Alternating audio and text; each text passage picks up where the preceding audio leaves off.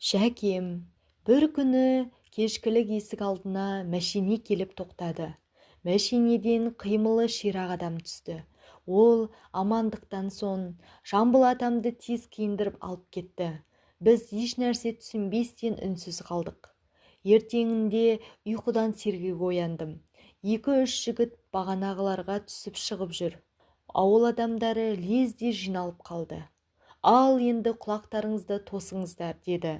Кішкентай қара қорап радио екен. Арғы жағынан Жәкем жырларын төгуде. Атамды асығыс алып кеткен ақын Әбділда Тәжібаев екен. Алматыда өткен ақындар айтысына қатыстырылыпты. Жәкем жүйрік шығып, Мәскеуде өтетін Қазақстанның мәдениеті мен өнерінің 10 күндігіне қатысатын болыпты. Кейіннен Жәкемді қарсы алуға Алматыға келдік. Пойыз тоқтағанда өнер адамдарымен бірге атам да түсті. Адамның көптігі сонша мен топтың арасында қалып қойдым. Атам сондағы адамдарға: осында менің бір қара қызым болу керек, оны маған жіберіңдерші, депті.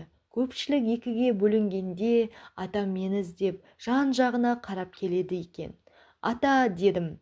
Дауысымды естіген Жәкем мені көтеріп алды.